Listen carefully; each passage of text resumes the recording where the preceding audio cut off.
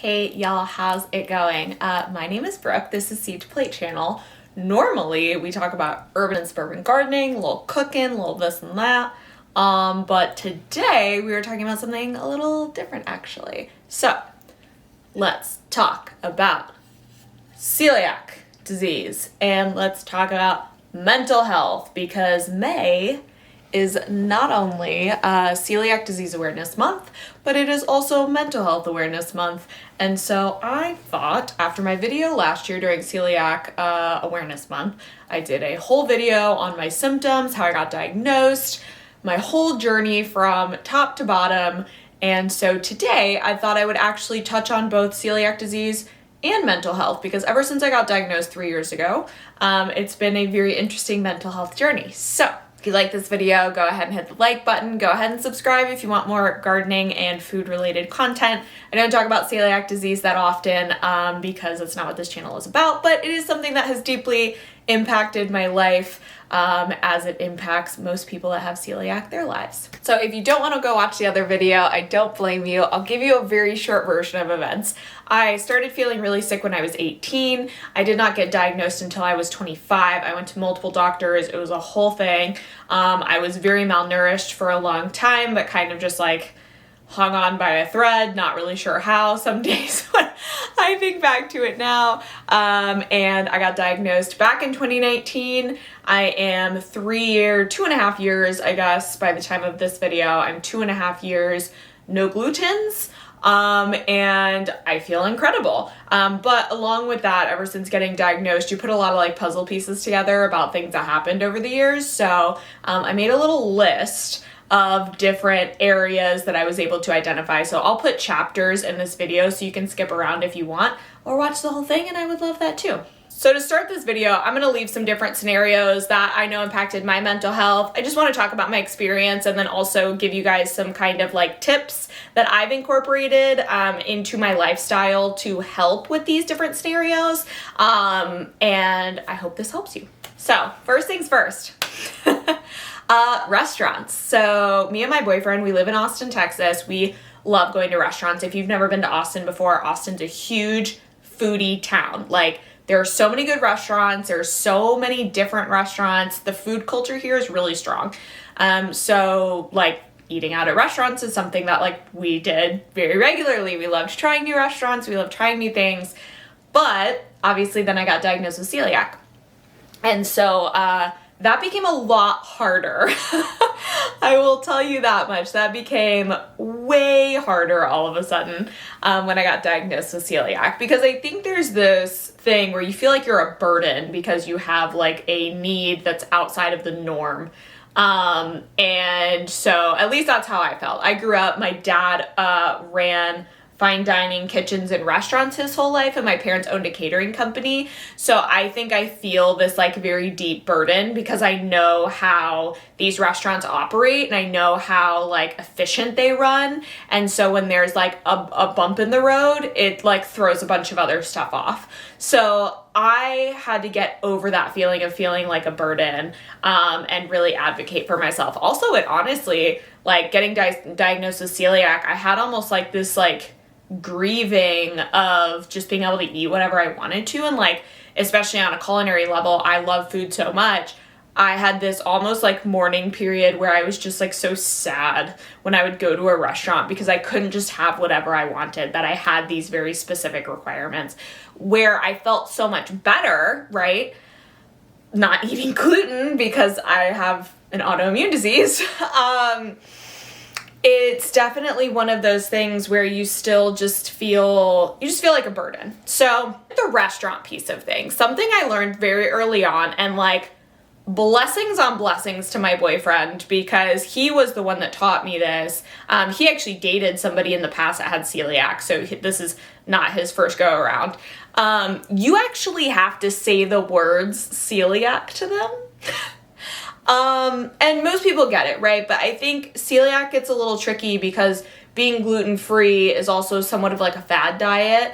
And it's not really considered, like when you tell people you're allergic to peanuts, they really are like, oh shit, because a peanut allergy that causes anaphylactic shock is more of an immediate, like, oh my God, somebody's gonna die in my restaurant if I serve them the wrong thing. Whereas celiac, the symptoms are so much later because it has to hit your digestive system. So typically the time that you're gonna be sitting in a restaurant, you're not actually gonna be feeling sick because of that. So that part gets a little dicey, and it's really easy for restaurants to just be like, oh, okay, it's like a fad diet. I have two quick stories, very different stories. One story is we went to Galveston, Texas with one of our best couple friends, and actually me and the other female in the couple, we both have to avoid gluten. We both have celiac. So we talked to the waiter about it. We explained it. We said it's flour, it's soy sauce. It's like hard line, like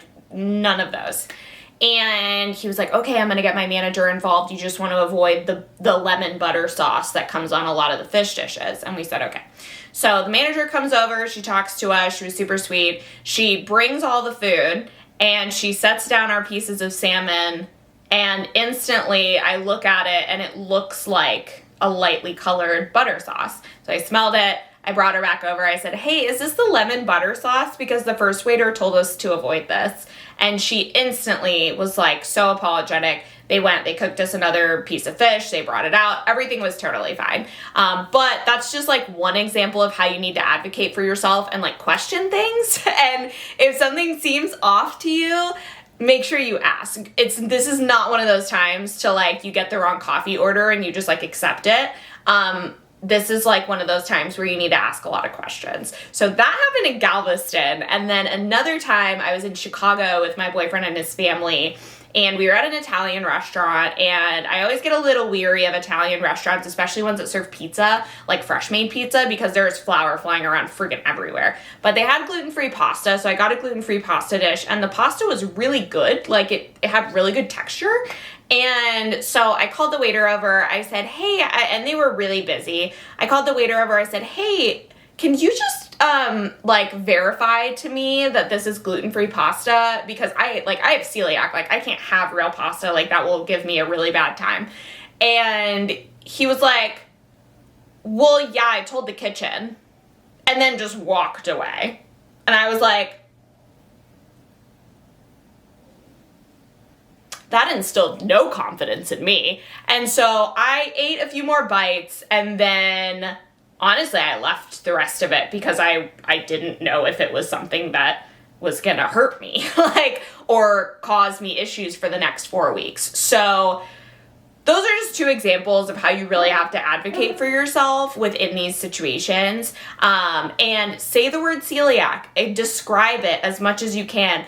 People in restaurants, they don't want to make you sick. That's the thing. Like, they don't want you to be sick. They want to try and accommodate you, but you have to be the one to say it out loud first. Now, believe it or not, restaurants are the easiest thing to navigate on my whole list of things that we're going to talk about. Next is general social anxiety at like parties and barbecues and like little household things, potlucks. Like, we live in Texas. Potlucks are a big thing here. It's just community like parties and feeding. It's a big deal.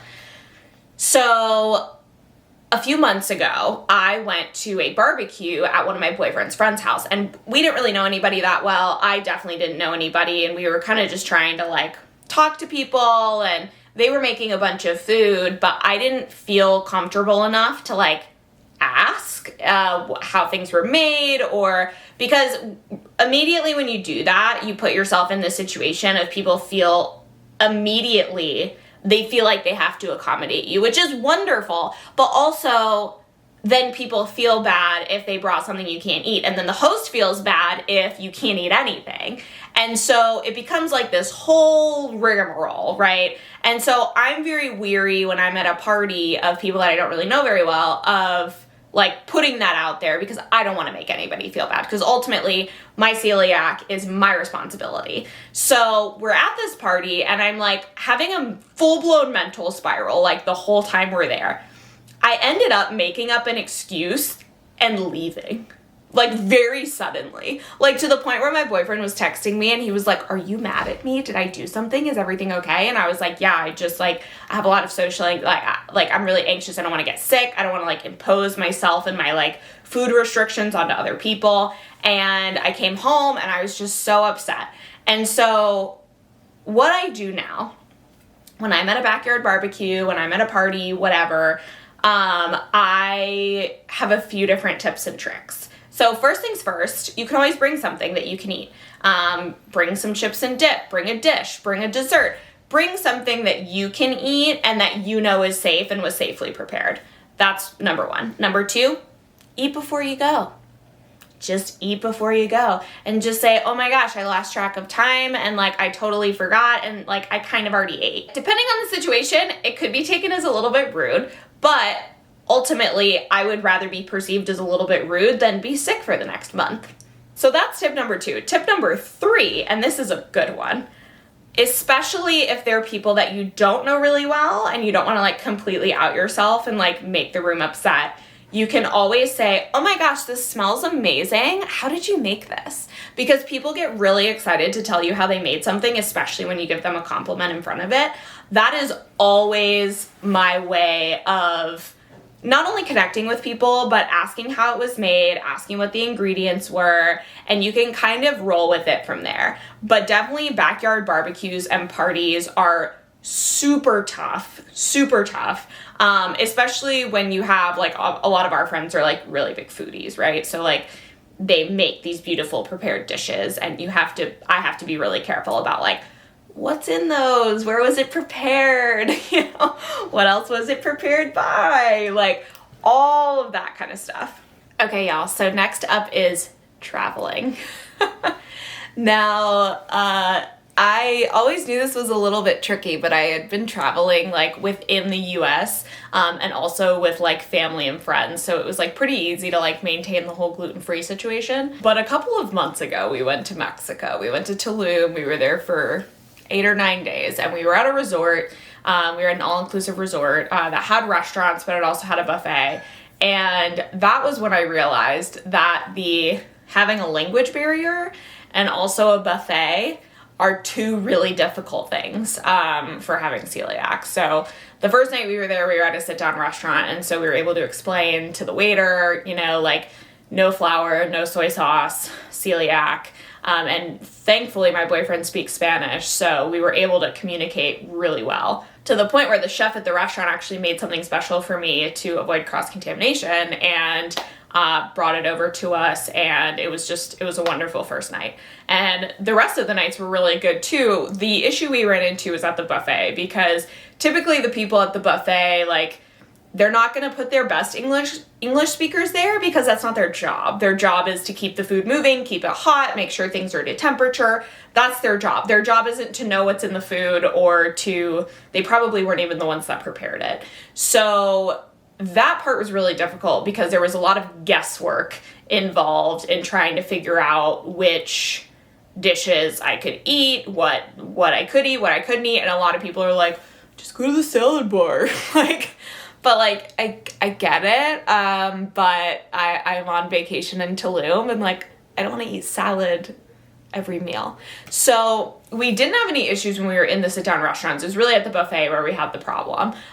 So I haven't quite figured out how to navigate that one yet, but travel in general, there's a few things that I would highly recommend. So first thing is to learn the language. Literally the first night we were there, I mean, my boyfriend speaks Spanish, but like he didn't know the word for celiac in Spanish. So the first night we were there, we actually asked that chef that made us a special dish, we asked him like, hey, how do you say celiac in Spanish? You know, or how would I describe this to people? And he was so helpful. And he told us like how to say flour, how to say soy sauce. And so we were able to like really communicate with people in like a really productive way, knowing what those phrases were. So definitely make sure you learn the language of the country you're in. And if you can't necessarily speak it very well, you can always use Google Translate and put it in the Notes app on your phone, just so it's really handy, and like show it to people, right? Because sometimes it's hard to speak a language that's not your first language, but it's much easier if you have it written down and you can actually like show people and be like, this is what I'm talking about. So that's my biggest tip, number one, when you're dealing with a language barrier. When you're not necessarily dealing with a language barrier, we research every restaurant that we go to. We make sure that there's a gluten-free option so that we can go. And so just lots of research. It definitely takes some of the spontaneity out of traveling, which is a little bit of a bummer, but I'd rather have planned non-spontaneous travel than have no travel at all. So the other two things that I highly recommend while traveling is always travel with meds. So, and by meds, I don't mean like prescription meds. Pepto-Bismol is usually what makes me feel better when I've gotten glutened. So I always carry chewable Pepto-Bismol. Always, always, always, always. Also, I typically will carry some Advil when I'm traveling, just to deal with any inflammation from like after getting glutened. So I always travel with Advil. I always travel with Pepto-Bismol. Whatever that medication is for you, always make sure you have it handy. And it's like part of my travel checklist is to like underwear, socks, shirts, Pepto-Bismol. I don't go anywhere without it. And that's just a safety measure, right? It makes me feel better, it makes my anxiety feel better, it makes me feel like, okay, even if I do eat something I'm not supposed to, if I can get down some Pepto-Bismol really quick, I probably don't have to leave the situation that I'm in. And then the final thing is to travel with safe snacks. So I really like traveling with, they're not Kind bars, RX bars. So RX bars have 6 ingredients. They're very filling. They help get my blood sugar up if I'm hungry. And so let's say like me and my boyfriend are traveling in a few weeks. Let's say we're like walking down the street. He wants to go grab food from a street vendor. I don't feel super confident about that. I can just grab a bar out of my purse and I still have something to eat and it doesn't turn into like this whole spiral of events. So always travel with the safe snack, always travel with your meds. Make sure you learn the language of the country and just jot that in your notes app to make your life easier. So the next thing is family. I read an absolute horror story on Reddit like a month ago about this girl who like her boyfriend's family didn't believe that like she had celiac and like legit put her in the hospital because they like glutened the absolute shit out of her. Thankfully, my family has never been like that. My family's always just believed me. They have always just been so nice about all of it and so supportive. But my family's a foodie family, so one of the things that was hard at first was knowing what was and wasn't okay. And especially my grandma, she has a dairy allergy. And so for her, she had a little bit of a hard time understanding at first the difference between her dairy allergy, which is like, I can have it, but it's probably gonna give me a stomach ache, but like it's fine, versus celiac, which is like, my body produces an autoimmune response to this thing, and then I'm having a bad time for like a month afterwards. So she would like make stuff and she'd be like, well, it only has a little flour in it. And I would be like, what? So that kind of took a while, right? I've heard absolute horror stories of people who have families who like don't believe them, think they're over exaggerating, whatever.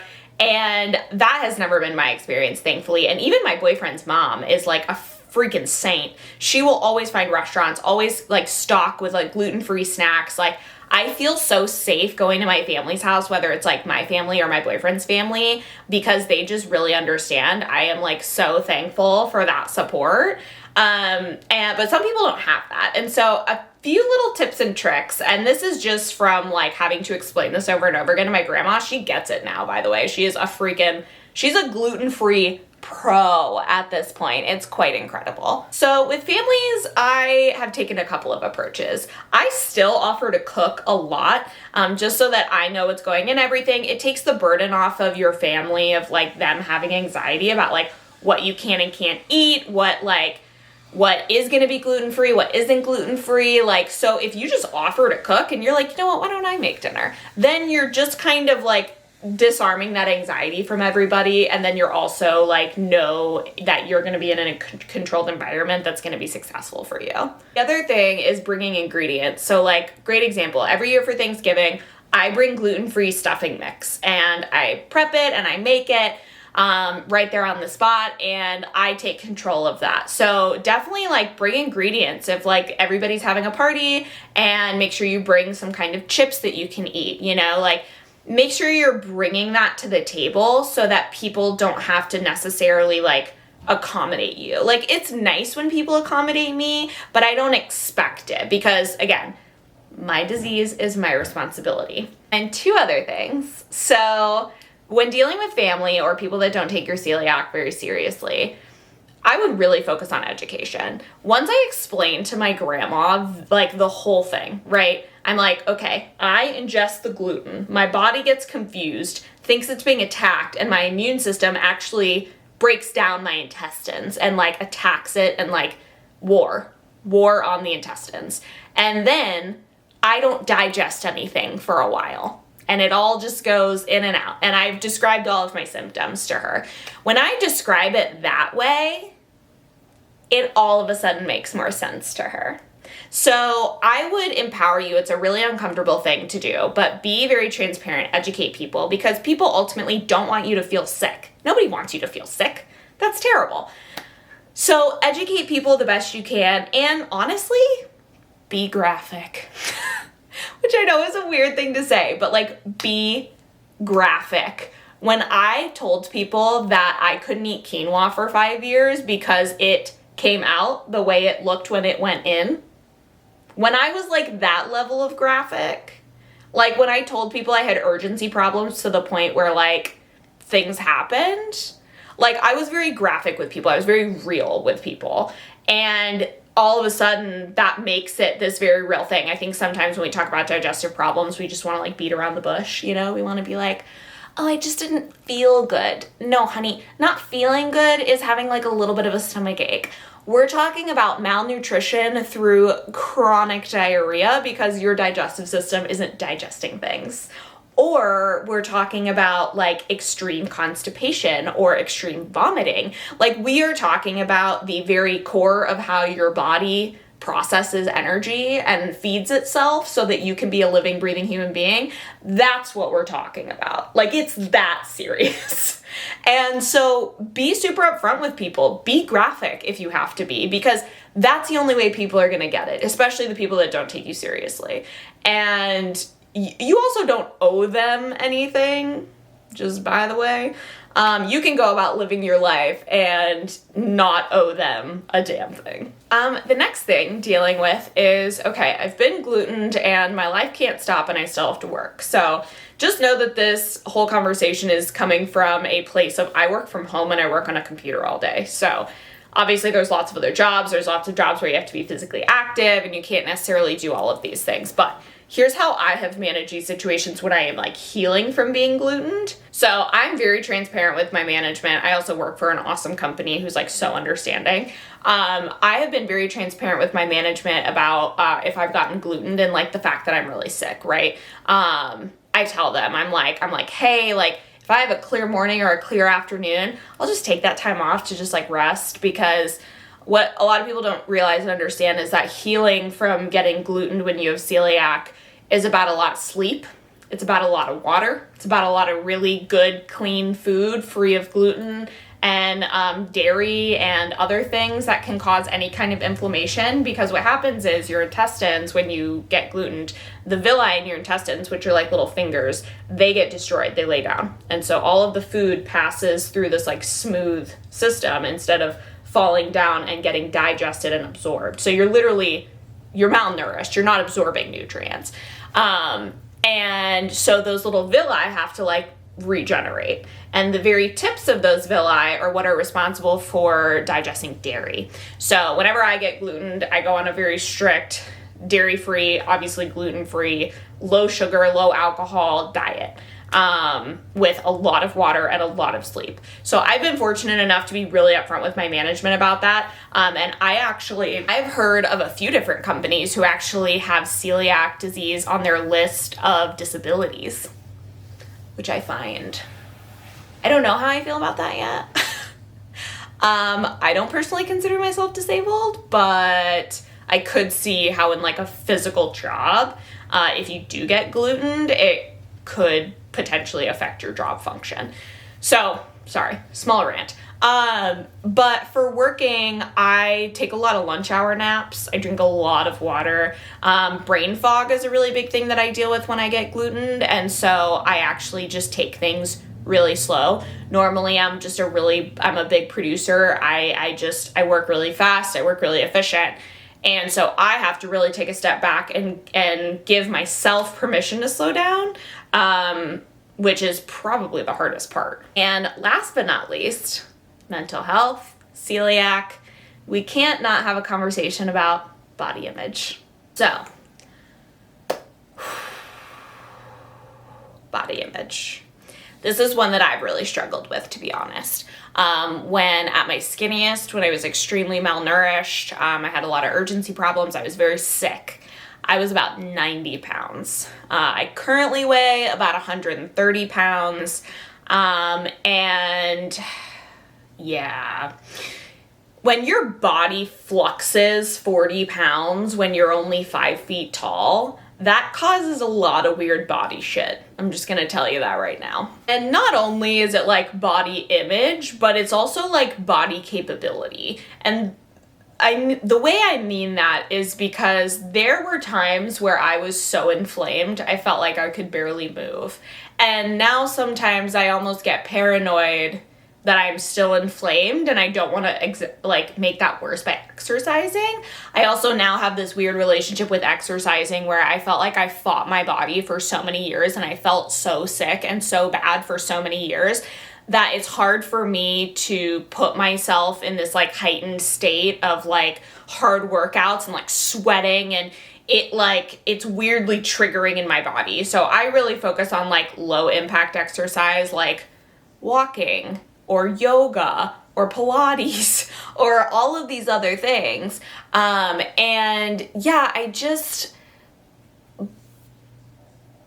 think for a long time I suffered with some body dysmorphia where I thought I was skinnier than I really was. Therefore, I would buy clothes that were too small and then feel bad about myself in the clothes that were too small. And that was weird. So just know that like it's totally normal to have this really complex relationship with your body, especially when you have something like a digestive disease. And all of a sudden, I went from being 90 pounds to 115 pounds, back to 100 pounds, back up to like 130 pounds, back down to 120 pounds. I was vegan for a while. I got really skinny then, and I think I got down to 115. I got up to 140 at one point when I was like almost at my worst. Like just a couple months before I got diagnosed, I was so inflamed, so puffy. I actually had to go on a beach vacation with my boyfriend's family, and that was the first time I was meeting all of them, and I was horrified because I just felt so awful about myself. And it's been quite a journey. And I still find myself having somewhat of a journey. Like I still, now that I've kind of conquered the food stuff, I have kind of conquered some of the body image stuff. Like I bought a size 8 pair of jeans, which I traditionally have always been like a size 2 or 4. And I bought a size 8 jean and they were so comfortable. They looked so cute on me. And I called my sister and I was almost in tears because they were a size 8. And women's sizes are also garbage anyway, just by the way. But she also told me, she was like, Brooke, your pant size isn't plaster all over your ass. Like, it's fine. And so I feel like I've kind of conquered some of like the body image stuff. I feel like I've conquered some of like the clothes stuff, right? So like we've gotten like farther down the line. And kind of my next frontier, because nobody's perfect, we're also working on this stuff. My next frontier is really the exercise part of things. I really want to find a regular way to move my body outside of gardening that feels good, that I actually want to take the time to do. And so I'm still kind of trying to explore like what that looks like and what that means. So that's exciting. But it's hard. It's really hard, again, because I felt like I fought my body for so long and felt so bad for so long that I'm just like, I just don't want to feel crappy.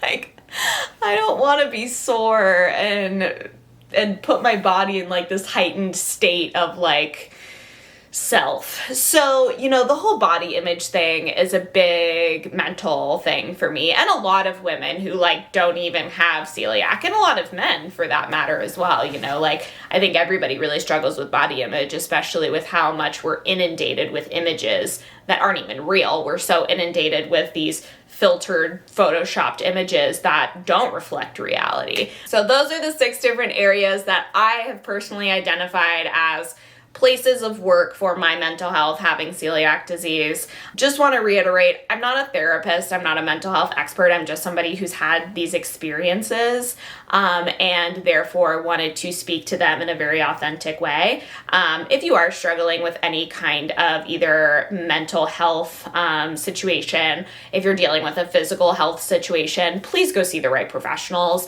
Please go see a doctor. Please go see a psychiatrist or a therapist. I have been to therapy multiple times for multiple different situations in my life. I go to my gastroenterologist once a year. Like, I really believe in medicine, like Western medicine, like doctor medicine. I also very much believe in like herbal medicine and like taking care of your body and lifestyle. But for everything we're talking about today, my celiac was very much diagnosed by a doctor, by 2 doctors actually, and a lot of my mental health stuff I've been to a professional about. So I just want to end this video just saying, like, please don't diagnose yourself on YouTube or the internet. I'm here to share my experiences and hopefully inspire you to go take care of these things, or at least validate that you're not feeling alone in these things. But please go see a professional. So thanks so much for watching. Happy Mental Health Awareness Month. Happy Celiac Awareness Month. And yeah, catch a gardening video later this week. Bye, y'all.